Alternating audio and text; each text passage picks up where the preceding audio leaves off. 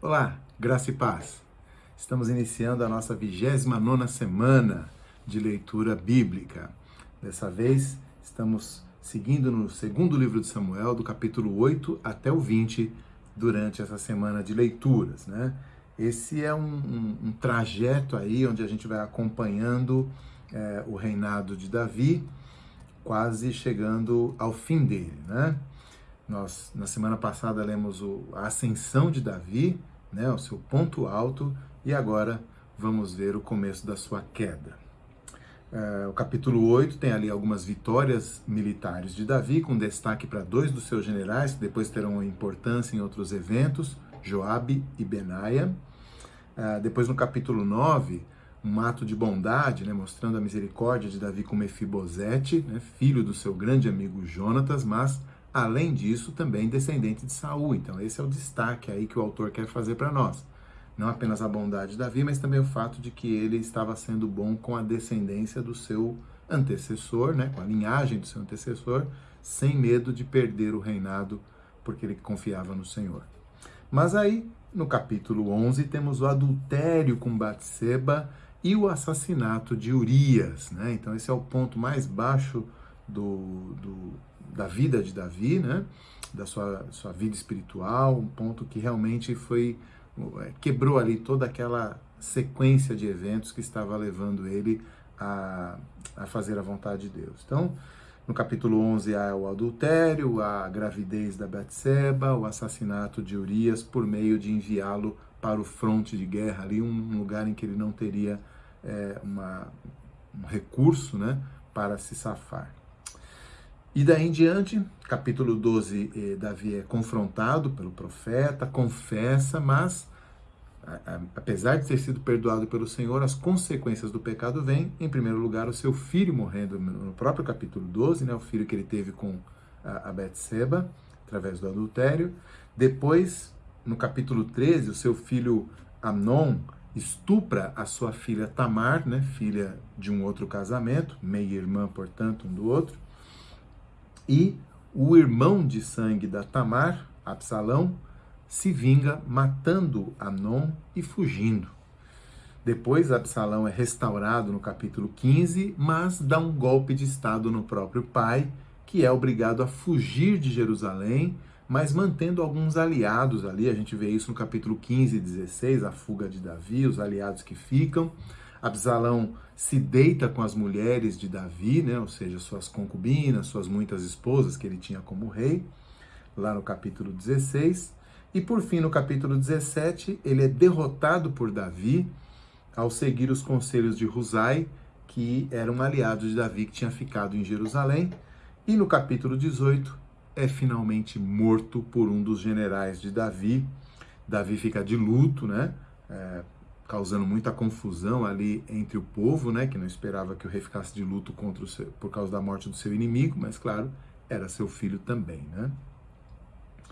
E aí, então, capítulo 19, Davi retoma o seu trono, perdoa Simei, perdoa Mefibosete, né, mostrando aí a sua misericórdia, o seu lado, né, de rei gracioso, enfrenta uma revolta nas tribos do norte, liderada por Seba, e Seba depois é morto por Joabe, né? Então a importância aí dos generais fiéis a Davi vai se apresentando no histórico que se segue. Destaques quanto a isso? Sim, obviamente, a queda de Davi, né? A primeira coisa que a gente vê é que a Bíblia não esconde as falhas dos seus heróis, né? Isso é uma característica da Bíblia presente de ponta a ponta, né? Nós vemos cada um dos grandes homens da Escritura com as suas falhas, com suas limitações, com seus pecados. A Bíblia sempre mostra isso. Por um lado, isso nos traz um atestado da veracidade da Bíblia, né? Nenhuma mitologia que fosse inventada seria tão sincera com as limitações dos seus heróis, né? Se Moisés quisesse contar uma saga de heróis para fortalecer o espírito do seu povo, ele certamente não contaria as falhas de Abraão, não contaria as falhas de Noé, não contaria as falhas de Judá e assim por diante, como a gente tem acompanhado na nossa leitura. Da mesma forma, as falhas de Davi nos mostram que a Bíblia conta a história como ela foi, né, e não como uma mitologia, né, alguma coisa assim. Por outro lado, as falhas que a Bíblia traz dos heróis humanos nos apontam para a graça de Deus, desse Deus que chama pecadores para a comunhão consigo. Então, Davi era o homem segundo o coração de Deus, Davi era o salmista que escreveu um trecho enorme da Bíblia com seus salmos, Davi era o rei que aponta para Jesus, Davi é essa figura fantástica, mas ao mesmo tempo Davi é como eu e você que precisamos da graça de Deus o tempo todo, né? Também o texto nos fala, as falhas de Davi, como a dos outros personagens, né, nos fala sobre a graça de Deus, né, o limite, a falta de limites da graça de Deus, o perdão que alcança e segue cobrindo pecados e mais pecados. No próprio capítulo lá, Davi é confrontado por Natã, se arrepende e em seguida Natã já lhe diz, também o teu pecado foi perdoado.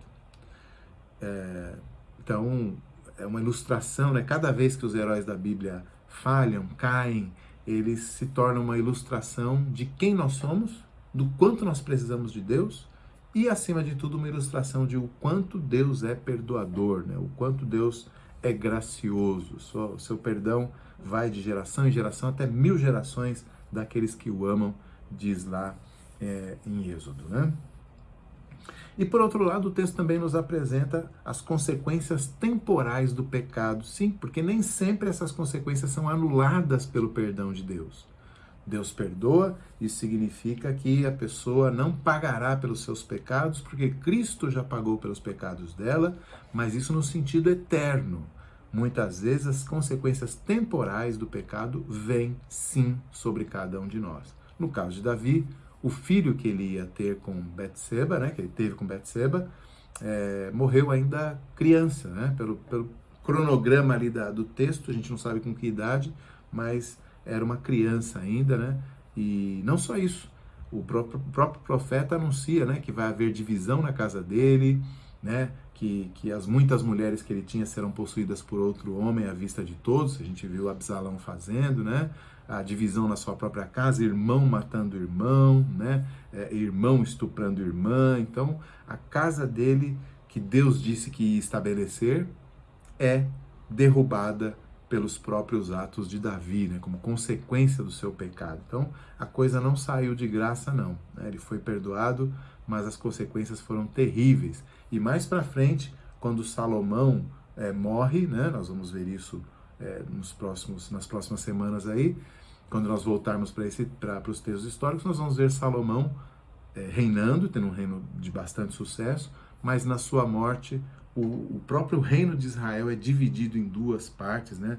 Que o próprio Davi já experimenta isso de maneira mais contida nessa revolta que Seba lidera com as tribos do norte, né? No futuro, essas tribos vão realmente se separar completamente, vão sair de debaixo da linhagem de Davi. Então, as consequências temporais muitas vezes ficam, né? Porque Deus pretende nos ensinar a respeito da obediência através dessas consequências. Deus pretende tratar do nosso coração e, de todo modo, Deus pretende manifestar a sua justiça, né? Ainda que Ele não manifeste a sua justiça completamente, porque isso seria a nossa morte, né? Ele manifesta a sua graça, mas Ele também manifesta a sua justiça quando nós sofremos as consequências daquilo que nós fazemos contrariamente à sua lei, né? Então, para isso não há acepção de pessoas, diz o Novo Testamento.